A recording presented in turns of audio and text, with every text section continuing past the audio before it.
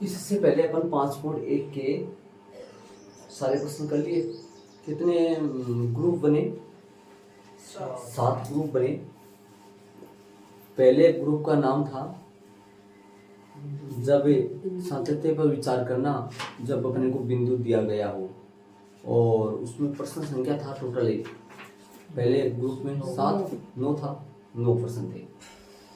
बात करें दूसरे ग्रुप की, जब सातत्य पर विचार करना, जब अपने को बिंदु नहीं दे, लेस देन इक्वल दे या ग्रेटर देन इक्वल दे या इक्वल वे से अलग से दे दे, तब बिंदु सातत्य पर विचार करना। ठीक है, अपने को दिमाग से भाई 0 पर करना, 1 पे करना, 2 पे करना, वैसे कुछ। तो प्रश्न संख्या टोटल कितनी थी उसकी? 11 थी। ठीक है, तीसरा ग्रुप की बात करें तो तीसरा ग्रुप था असातत्य बिंदुओं को प्राप्त करने वाला। प्रश्नों की कुल संख्या ग्रुप है 10। ठीक है, और ग्रुप नंबर 4 की बात करें तो ग्रुप नंबर 4 था जब अपने को स्वतंत्र दे दे, मतलब फलनों को कोई फलन सतत दे दे और लैम्डा ए बी के का मान फाइंड करना, वो ग्रुप नंबर 4 था। बात करें ग्रुप नंबर 5 की, तो ग्रुप नंबर 5 में सातत्य पे विचार करना, सी मान कर करना, क्योंकि उसमें ले इक्वल नहीं देगा, लेस देन देगा या ग्रेटर देन देगा, इक्वल नहीं आएगा। जब इक्वल आए तो ग्रुप नंबर 2 है, इक्वल आए तो बिंदु नहीं दे, इक्वल आए तो ग्रुप नंबर 2 है, और इक्वल नहीं आए, सिर्फ लेस देन आए या ग्रेटर देन आए, तो ग्रुप नंबर 5वां सी मान के। ठीक है, बात करें ग्रुप नंबर 6 की। ग्रुप नंबर 6 में 2 फलन f और g सतत दिए हुए मिलेंगे, उनका जोड़, बाकी, गुणा और भाग संयोजन इनमें नहीं है। ग्रुप नंबर 6 जो है ना, 2 फलन f और g सतत देगा, और उनका जोड़, बाकी, गुणा, भाग कैसा होगा, वो भी सतत होगा। और इनमें अपन 2 प्रश्न करे थे सिर्फ, एक तो अपन भाग का करे थे, एक अपन अंतर का करे थे। भाग का अपन क्या करे थे? यस, भाग का अपन करे थे परिमेय फलन वाला, है ना, परिमेय फलन वाला करे थे भाग का, और अंतर का अपन उदाहरण नंबर 16 करे थे शायद। ठीक है ना, हाँ। और ग्रुप नंबर चलेंगे 7वें में। 7वां ग्रुप में जब f और g 2 फलन क्या देते हैं? सतत है, और उनके संयोजन से बनने वाला जो फलन है वो भी सतत ही होगा। इसमें टोटल प्रश्न थे 5, उदाहरण नंबर 19 और 20, उदाहरण नंबर 19 और 20 प्रश्न है, उदाहरण नंबर 19 और 20 प्रश्न है, प्रश्न नंबर 31, 32 और 33, ये टोटल 5 प्रश्न थे ग्रुप नंबर 7 में। तो इसी के साथ अपना 5.1 कंप्लीट पूरा हो गया। टोटल प्रश्न करिए। तो 5.2 देखिए, ये नया टॉपिक है, और मैंने आपको उसमें भी लिखाया था, फॉलो में भी लिखवाया था। फॉलो में क्या क्या चला था? 5.1 में तो क्या था? सतत था, सातत्य था, और 5.2 से स्टार्ट क्या हो जाता था? अवकलनीय, अवकलनीय या अवकलनीयता या अवकलज, इनका अलग अलग नाम है। क्या बोलते हैं इनका? इनको अलग अलग बोलते हैं। अवकलनीय अलग चीज होता है, अवकलनीयता अलग चीज होता है, और अवकलज अलग होता है। ये सब अलग अलग है, इनमें क्या डिफरेंस होता है वो अपन पता करेंगे। लिया मैंने टॉपिक लिया अवकलनीयता, हाँ, टॉपिक लिया अवकलनीयता, इसको बोलते हैं इंग्लिश में डिफरेंशिएबिलिटी। ठीक है, ये सुनो क्या होता है, इसमें पूरा रिजल्ट है। इसमें आप ध्यान लगा के सुन लोगे तो आपको समझ आ जाएगा। आपने कक्षा 11 में पढ़ा है, आपने ये चीज कक्षा 11 में पढ़ी है, वहां से जोड़ेंगे इसको। कक्षा 11 में ये चीज पढ़ी है। चैप्टर नंबर 10 में स्पर्श रेखा या किसी रेखा की आपने ढाल पढ़ा है, या उस ढाल का दूसरा नाम होता है प्रवणता। ढाल होता क्या चीज है? किसी रेखा द्वारा अक्ष की धनात्मक दिशा में जो जितना कोण बनाता है, किसी रेखा द्वारा, किसी कोई रेखा है, ये जैसे मान लो ये रेखा है, ये रेखा अक्ष की धनात्मक दिशा के साथ है, जितना एंगल बनाती है, जितना कोण बनाती है, अक्ष की धनात्मक दिशा के साथ जितना कोण बनाती है, वो कोण यदि टेन के साथ लग जाए और उसका मान निकल जाए, तो वो मान ही क्या होता है? क्या होता है, इस रेखा की परवलता अर्थात ढाल होता है। एम का मान क्या आएगा, tan थीटा। ठीक है, तो ये परवलता ढाल आपको पता होना चाहिए। वापस बोलूं, किसी रेखा द्वारा अक्ष अक्ष की धनात्मक दिशा के साथ जितना एंगल बनाती है वो रेखा, अक्ष अक्ष की धनात्मक दिशा के साथ, उस एंगल का tan के साथ जो मान होता है वो क्या होता है, उस रेखा का ढाल या परवलता कहलाता है। और उसको उधर से जोड़ेंगे, देखो कैसे जुड़ेगा वो सुनो। देखो किसी फलन के, अब ये किसी फलन का मतलब, फलन आप जानते हैं, फलन का मतलब होता है क्या, सुन लो, समझ में आ गया आपको फलन क्या चीज होती है। किसी फलन के किसी बिंदु पर, फलन बात कर लूं मैं, f(x) बराबर x स्क्वायर, ये एक फलन है। और f यदि मैं बात कर लूं f(2) की, तो ये क्या हो गया, इस चीज को क्या बोलोगे, इस फलन का 2 पर मान, इस चीज को ऐसे बोलोगे ना, ये क्या है, फलन है। इस फलन का 2 पर मान कितना आएगा भाई, इस फलन का 2 पर मान कितना आया, 4। किस बिंदु पर, 2 पर। अब मैं पूछूं इस फलन का x पर मान कितना है, वो भी मान है यहाँ, कितना मान है इस फलन का x पर, x स्क्वायर। इस फलन का 2 पर मान कितना है, x स्क्वायर, सॉरी 4। किसी फलन के किसी बिंदु पर, किसी फलन के किसी बिंदु पर, बिंदु बताओ, 2 ले लिया मैंने ना, किसी फलन के किसी बिंदु पर अवकलज का मान, अवकलज का मान उस बिंदु से खींची गई स्पर्श रेखा की परवलता या ढाल ही है। किसी फलन के, सुनना ध्यान से, किसी फलन के किसी बिंदु पर अवकलज का मान, किसी फलन के किसी बिंदु पर अवकलज का जो मान होता है ना, वो उस बिंदु से खींची गई स्पर्श रेखा की ढाल ही है। उस बिंदु पर किसी, जैसे मान लो उस फलन के उस बिंदु से खींची गई स्पर्श रेखा की ढाल ही है। dy/dx बराबर f dx। dy/dx आप जानते हैं क्या होता है, परवलता। कोई dy/dx, m की जगह dy/dx भी लिखा करते थे, आपको दिमाग में है कि नहीं है, dy/dx ले लो चाहे m बोलो, ढाल ही होता है, ठीक है। इसको f डैश भी बोलेंगे। अब देखो अवकलन का संकेत 4 तरीके से इसको निरूपित कर सकते हैं। इसको क्या बोलोगे, x के सापेक्ष y का अवकलज, ये भी fx का संकेत है, कई जगह ऐसा मिलेगा। ये भी ये सारी जो 4 है, dy/dx, f dash y dash y1, इसको 1 बोलते हैं, ये चारों के चारों संकेत अवकलन के हैं। इनमें से कोई भी देखने को मिल सकता है आपके इस चैप्टर में, तो ये चलेगा और ये भी चल जाएगा, ये भी आ जाएगा, ये नहीं मिलेगा शायद, ये मिलेगा 9 वाले चैप्टर में, आपको 9 वाले चैप्टर में मिलेगा। वाई डैश नहीं है क्या, हो सकता है वाई डैश नहीं हो, ये दोनों शायद 9 वाले चैप्टर में मिलेगा, 9 वाले चैप्टर में, ठीक है।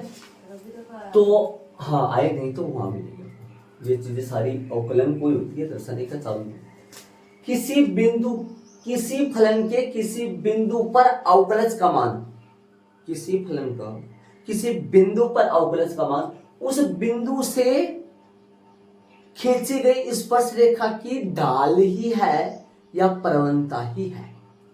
अब मैं ग्राफ द्वारा समझा दूंगा और वैसे भी समझाऊंगा, तब आपको लिंक आएगी, स्पर्श रेखा कैसे जाएगी, कैसे क्या होगा, यहां तक ऐड करना है, आगे चलेंगे अपन। एक बार इसको दोहरा लो, एक बार थोड़ा सा देख लो। किसी फलन के किसी बिंदु पर अवकलज का जो मान होता है ना, वो क्या होता है, उस बिंदु पर, उस फलन के उस बिंदु पर खींची गई स्पर्श रेखा की क्या है, ढाल ही है या परवलता ही है। परवलता को ही अपन क्या कहते हैं, ढाल को ही अपन क्या कहते हैं, उस बिंदु पर अवकलज का मान कहते हैं, ठीक है। तो आगे चलेंगे अपन, थोड़ा नया ग्राफ बना के बता रहा हूँ, वो सुनो, है ना। साइन अक्ष का ग्राफ है, बनाए थे अपन, देखो तो ध्यान दो, इसका ग्राफ बोलो। अक्ष साइन के अक्ष बराबर 0 पर है, y का मान कितना होता है भाई, 0 डिग्री अपन लगाए x का मान, तो y का मान 0 होता है ना, 0 होता है। तो बताओ ग्राफ किधर से जाएगा, कैसे बढ़ेगा। ध्यान रहे, यहाँ से चालू होगा और 90 डिग्री पर कितना होगा, साइन का मान 90 डिग्री पर कितना होगा, साइन का मान 90 डिग्री पर, ये 90 डिग्री है, सब 90 डिग्री पर कितना होगा, पाई/2। ये तो था अक्ष के मान पाई/2 पर, y का मान कितना आएगा, +1। अक्ष के मान पाई पर, y का मान कितना होगा, 0। ऐसे चलता जाएगा, ऐसे चलता जाएगा नीचे की तरफ। मैं इतना ही बना रहा हूँ। यहाँ पर है ना, यहाँ पर -2 पाई पर तो 0 बन जाएगा, लेकिन ये 3 पाई/2 हो रहेगा इसमें, इस पर कितना हो जाएगा, -1। ठीक है, इधर आओ। हाँ, नीचे चलेंगे अपन, नीचे चलेंगे तो -पाई/2 है, -पाई/2, तो -पाई/2 पर कितना मान हो जाएगा, -पाई/2 पे मान कितना हो जाएगा, -1, और -पाई पे कितना हो जाएगा मान, -पाई पे साइन का मान हो जाएगा 0। ये चलता जाएगा ऐसे। ये मैंने इतना सा बना लिया है। आगे अपन चलेंगे ना, तो ये सुनो, ये बीच में जो आएगा ना, बीच में पॉइंट, उस पे तो हो जाएगा +1, है ना, और नीचे आगे आएगा ना -2 पाई, उस पे हो जाएगा 0। ये ग्राफ मैंने छोटा सा हिस्सा लिया है, ग्राफ y बराबर किसका लिया है, y बराबर fx बराबर किसका लिया है भाई, साइन x का। y बराबर fx बराबर में साइन x का ग्राफ लिया है मैंने। आगे बढ़ा सकते हैं अपन, कितना भी पता। चलो आगे बताओ, ये मैंने ग्राफ लिया। अब किसी बिंदु पर, ये मैं बिंदु ले रहा हूं, बिंदु ऐसा ले लेता हूं ताकि उस पे, अभी ये बिंदु है, ये बिंदु आप बता सकते हो अक्ष का मान कितना है या y का मान कितना, आराम से बता सकते हो। अक्ष का मान कितना है यहाँ, पाई/2। y का मान कितना है बताओ, देखिए y का मान कितना है, 1 है, क्या है, यहां पर पाई/2 पर 90 डिग्री पर कितना है, 1। देख लो भाई, यहां पर देख लो, यहाँ पर पाई/2 का मान है, ऐसे बताना। अक्ष के मान पाई/2 पर, अक्ष के मान इस बिंदु पर अपने स्पर्श रेखा खींचेंगे, तो स्पर्श रेखा किधर से जाएगी भाई, स्पर्श रेखा टूटी हुई लाइन से खींच दो ताकि अलग लाइन ना बने। ये इसको क्या बोलोगे आप, बिंदु कौन से पर, इस फलन के बिंदु कौन से पर, इस फलन के बिंदु कौन से पर भाई, पाई/2 पर स्पर्श रेखा है, ये स्पर्श रेखा है। ये जो लाइन है, ये क्या बोलोगे इस लाइन को, इस फलन के बिंदु पाई/2 पर क्या है, ये स्पर्श रेखा है, ये स्पर्श रेखा जाएगी ऐसे। इस फलन के बिंदु पाई/2 पर स्पर्श रेखा है। तो आप ग्राफ द्वारा अवकलज ज्ञात करेंगे, ध्यान से सुनो, ग्राफ द्वारा अवकलज ज्ञात करेंगे। अपना फलन क्या है, यहाँ पर जो बात करें अपन f' अक्ष की, या dy/dx की बात करें, या जिसको अपन m बोलते हैं, या अपन f' अक्ष बोलते हैं, m बोलते हैं, ये किसके बराबर होता है बताओ, tan थीटा के बराबर। और ये स्पर्श रेखा अक्ष अक्ष के साथ कितना डिग्री का एंगल बना रही है। अपने कक्षा 11 में भी ये चीज सीखते थे, अपन देखते थे। ये स्पर्श रेखा, इस स्पर्श रेखा की परवलता कितनी है, ढाल कितनी है, ये स्पर्श रेखा अक्ष अक्ष के साथ कितना डिग्री का एंगल बना रही है। वो एंगल यदि 10 के साथ मैं लगा दूंगा तो जो मान निकलेगा वही तो क्या होगा, ढाल या फिर परवलता होगा। तो ये स्पर्श रेखा अक्ष अक्ष के साथ कितना डिग्री का एंगल बना रही है बताओ तो जरा। ये स्पर्श रेखा अक्ष अक्ष के साथ 0 डिग्री का एंगल बना रही है, क्योंकि ये स्पर्श रेखा अक्ष अक्ष के समांतर है ना। तो यहां लगाऊंगा मैं 0 डिग्री, और 0 डिग्री किस हिसाब से आया, स्पर्श रेखा जो है वो क्या है भाई, स्पर्श रेखा एक्स अक्ष के क्या है भाई, समांतर है, एक्स अक्ष के समांतर है। मेरे ग्राफ में चला गया, आपकी तरह जाएगा। तो बताओ यहाँ पर कितना आया, dy अपॉन dx का जो मान निकाला, dy अपॉन dx का जो मान निकाला वो कितना आएगा भाई, इस फलन के अक्ष बराबर पाई बाय 2 पर स्पर्श रेखा की परवलता ये 0, इस फलन के अक्ष बराबर पाई बाय 2 पर स्पर्श रेखा की परवलता क्या है, ये 0। और वो 0 क्या है, मैंने परिभाषा में बताया था, क्या बताया था 0, किसी फलन के किसी बिंदु पर अवकलज का मान ही क्या होता है, उस बिंदु से खींची गई स्पर्श रेखा की परवलता। तो इस बिंदु पाई बाय 2 पर स्पर्श रेखा की परवलता कितना आया, 0। इस बिंदु पर इस फलन के अक्ष बराबर पाई बाय 2 पर स्पर्श रेखा की परवलता आई 0, और ये परवलता 0 जो आई वो इस फलन के अक्ष बराबर पाई बाय 2 पर अवकलज का मान भी है। ठीक, ये मान अपन सूत्र द्वारा निकालेंगे। एफ एक्स बराबर अपने पास क्या है भाई, साइन एक्स, और आप कक्षा नंबर 11 में आपने छोटे मोटे सूत्र पढ़े थे अवकलज के। साइन अक्ष का अवकलज आपने पढ़ा था, साइन अक्ष का अवकलज क्या होता है भाई, कोस अक्ष।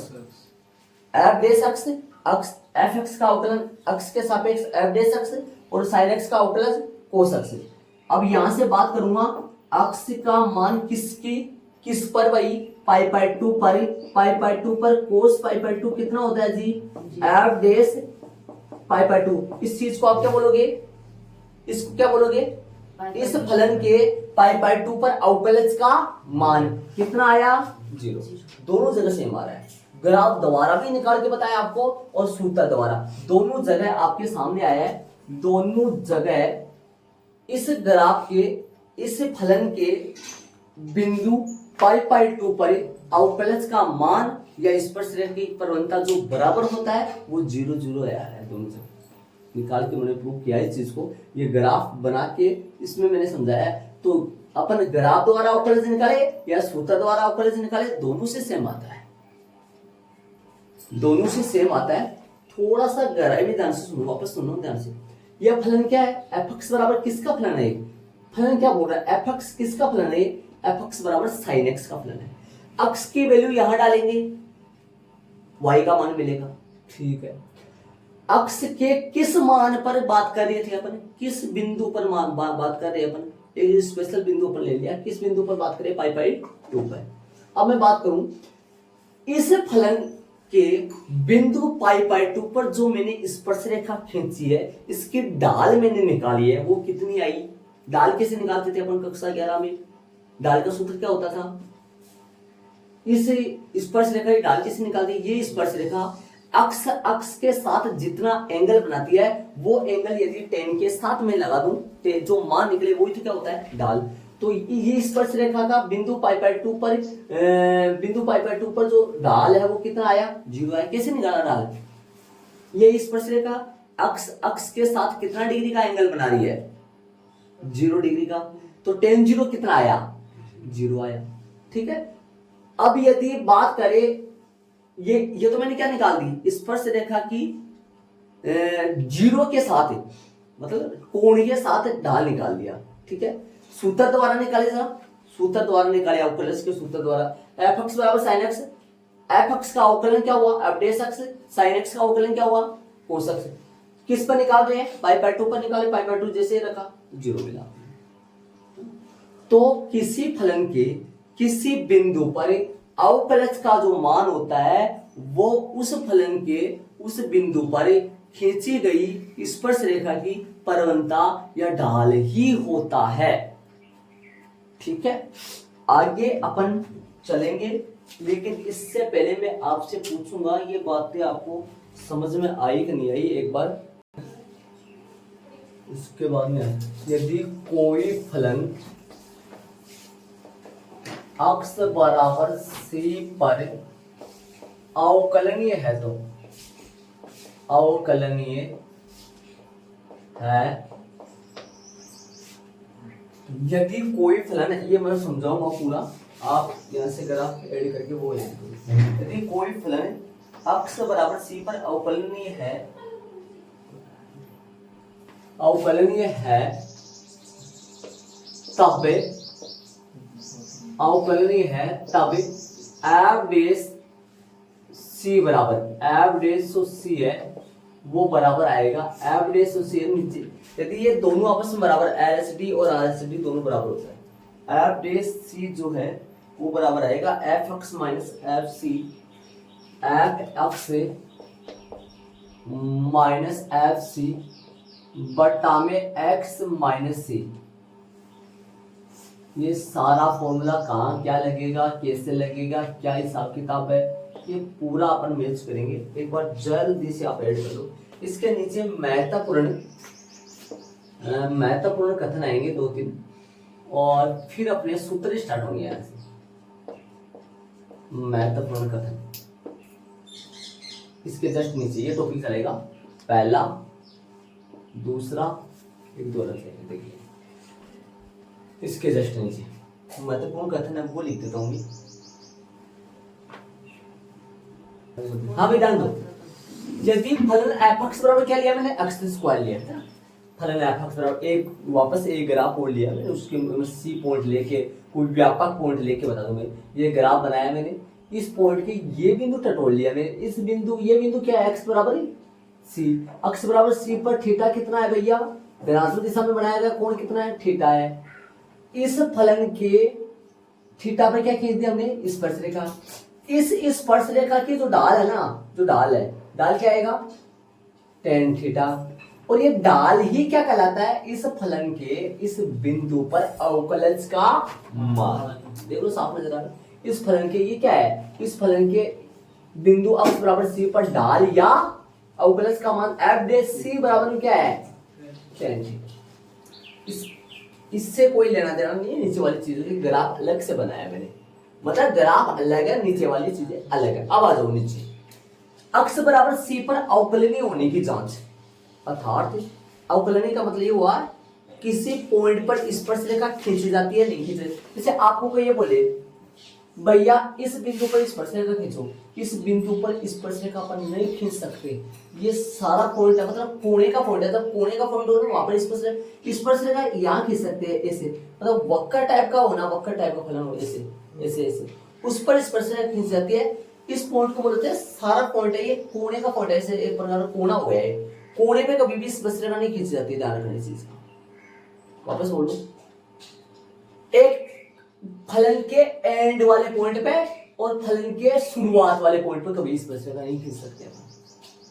इस पर यहां पर अब अवकलनीय कहां होता है, जहां पर स्पर्शरेखा खींच सकते हैं वहां अवकलनीय है, और जहां पर स्पर्शरेखा नहीं खींच सकते वहां अवकलनीय फलन नहीं है। इस बिंदु पर स्पर्शरेखा नहीं खींच सकते अपन, एंड वाले पॉइंट पर, शुरुआती वाले पॉइंट पर स्पर्शरेखा नहीं खींच सकते, इसलिए ये फलन इस बिंदु पर अवकलनीय नहीं है। ये फलन इस बिंदु पर अवकलनीय नहीं है, ये फलन इस बिंदु पर अवकलनीय नहीं है। कितनी जगह, एक तो कोने वाला पॉइंट हो ना, कोने वाला पॉइंट हो, ऐसे कोना बन रहा हो कोना, वहां पर अपन स्पर्शरेखा नहीं खींच सकते, इसलिए वहां पर फलन अवकलनीय नहीं है। और एक इस पॉइंट पर, एंड वाले पॉइंट पर और शुरुआती वाले पॉइंट पर स्पर्शरेखा नहीं खींच सकते, इसलिए यहाँ अवकलनीय नहीं है। तो अक्ष बराबर सी पर अवकलनीय होने की जांच क्या है, कैसे जांच करें। अक्ष बराबर सी पर फलन अवकलनीय होता है यदि बाएं पक्ष का अवकलज और दाएं पक्ष का अवकलज क्या हो, बराबर हो। सतत होने की जांच करी थी अपन, याद करो कब होता था फलन सतत, जब LHL RHL और फलन का उस बिंदु पर मान आपस में क्या हो जाता था, बराबर। FC C बोले तो FC जितने बोल रहे हैं, लेकिन इसमें 3 नहीं चलते, इसमें तो 2 ही चलते। LHL बाएं पक्ष का अवकलज, दाएं पक्ष प्लस को ना दो नाम बीच में ना, बीच में दोनों नहीं, बाएं पक्ष का अवकलज और दाएं पक्ष का अवकलज, limit h → 0 f a + h, बाएं में प्लस आएगा, ये थोड़ा सा उल्टा है यहाँ सूत्र में, बाएं में प्लस आएगा, दाएं में माइनस आएगा, दोनों में बीच में माइनस है, और बटे में h और क्या है, बटे में h और माइनस h है, बटे में h और माइनस h है, देख लो, ठीक है। अब इसको क्या बोलोगे आप, बाएं पक्ष, किसी फलन के बाएं पक्ष पर अवकलज का मान, और वो दाएं पक्ष पे अवकलज का मान, इंग्लिश में क्या बोलेंगे, अवकलज अवकलज क्या होती है? डेरिवेटिव बोलते हैं या पूरा बोलो तो डेरिवेटिविलिटी बोलते हैं पूरा। तो इसका LHD RHD है ना, limit and derivative, right and derivative बोलती है इसको, है ना। डी का मतलब डेरिवेटिव बोलती है अवकलज, ठीक है। तो वहां पर LHL RHL लिमिट बाएं पक्ष की सीमा का मान और दाएं पक्ष की, वहां LHL RHL संतते में, और यहाँ LHD RHD, ठीक है। आ जाओ, अब यदि कोई फलन सतत है, मान लो ये तो संतति पर जांच, ये सूत्र कब यूज करना आपको? जब फलन के अवकलनीय होने की जांच करनी हो तब। पहले क्या निकालोगे? LHD, फिर क्या निकालोगे? RHD। यदि दोनों बराबर आए तो कह देंगे ये फलन इस बिंदु पर क्या है? अवकलनीय है। यदि कोई फलन पहले से संतत है, बोर्ड पे आओ, यदि कोई फलन x बराबर c पर क्या है? सॉरी, अवकलनीय है। पहले x बराबर c पर कोई फलन अवकलनीय है, तब ये सूत्र यूज करेंगे। यदि कोई फलन x बराबर c पर अवकलनीय है, तब ये बात सत्य होगी। f डैश c किसके बराबर होगा? f डैश c क्या बोलोगे आप? क्या बोलोगे इसको? इस फलन का बिंदु c पर अवकलज का मान, इसे बोलोगे ना। कौन से बिंदु पर? c पर अवकलज का मान क्या आएगा? f dash x minus f dash c बटा में x minus c, f dash x minus f c बटा में x माइनस c। यहाँ पर डैश लगेगा, डैश लगेगा, f से c मिलेगा सूत्र में। नहीं सॉरी, यहाँ पर डैश नहीं लगेगा ना, यहाँ तो इधर है, ये डैश है, ये ठीक है, ये नहीं आएगा। f x minus f c बटा में x माइनस c, ठीक है। अब सुनना आखिर, अब ये सूत्र कहाँ लगेगा, कहाँ क्या यूज करेंगे मैं बताऊंगा इसको। एक बार ये पॉइंट सुनो, यदि कोई फलन सतत है, सुनना, यदि कोई फलन क्या है? सतत है, तो आवश्यक नहीं कि वह फलन अवकलनीय भी है। कोई फलन सतत है तो वो अवकलनीय हो भी सकता है और नहीं भी हो सकता है। सुनना ध्यान से, ये पॉइंट मेन पॉइंट है, 3 पॉइंट ध्यान से सुनो, ब्लू पेन वाला। यदि कोई फलन सतत है तो आवश्यक नहीं कि वह अवकलनीय भी है, लेकिन यदि कोई फलन सतत नहीं है, सतत तो आप जानते हो ना, यदि कोई फलन सतत नहीं है तो वो पक्का ही, तो वह फलन निश्चित रूप से अवकलनीय भी नहीं होगा। वापस सुनो, यदि सतत है ना तो अवकलनीय हो भी सकता है और नहीं भी हो सकता। यदि सतत नहीं है फलन तो वो पक्का ही अवकलनीय भी नहीं होगा। समझ गए इसी दोनों पॉइंट? यदि कोई फलन सतत है तो वो अवकलनीय, तो आवश्यक रूप से वह फलन अवकलनीय भी है। आवश्यक नहीं कि वह फलन अवकलनीय भी है, मतलब जरूरी नहीं वो फलन अवकलनीय भी है, हो भी सकता है और नहीं भी हो सकता। और यदि वो कोई फलन सतत नहीं है तो वह फलन निश्चित रूप से अवकलनीय भी नहीं होगा। मतलब सतत होने पर अवकलनीय हो भी सकता है, नहीं भी हो सकता। कोई फलन सतत नहीं है तो पक्का ही वो फलन अवकलनीय भी नहीं, सतत होने पर अवकलनीय हो। इधर आओ, यदि कोई फलन है उल्टा, यदि कोई फलन किसी बिंदु पर अवकलनीय है, यदि कोई फलन किसी बिंदु पर अवकलनीय है तो वह फलन उस बिंदु पर निश्चित रूप से सतत भी होता है। अवकलनीय होने पर सतत होता है, शॉर्ट में बोलूं, अवकलनीय होने पर पक्का सतत होता है, लेकिन सतत होने पर अवकलनीय हो भी सकता है, नहीं भी हो सकता। लेकिन सतत नहीं हो तो पक्का ही वो अवकलनीय भी नहीं होगा। वापस दोहराऊं, सुनो, यदि कोई फलन सतत है तो अवकलनीय वो हो भी सकता है और नहीं भी हो सकता। यदि कोई फलन सतत नहीं है तो निश्चित रूप से अवकलनीय भी नहीं होगा। यदि कोई फलन अवकलनीय है तो पक्का संतत भी होगा। ये परिमेय कौन सी है? ये परिमेय 5.3 है।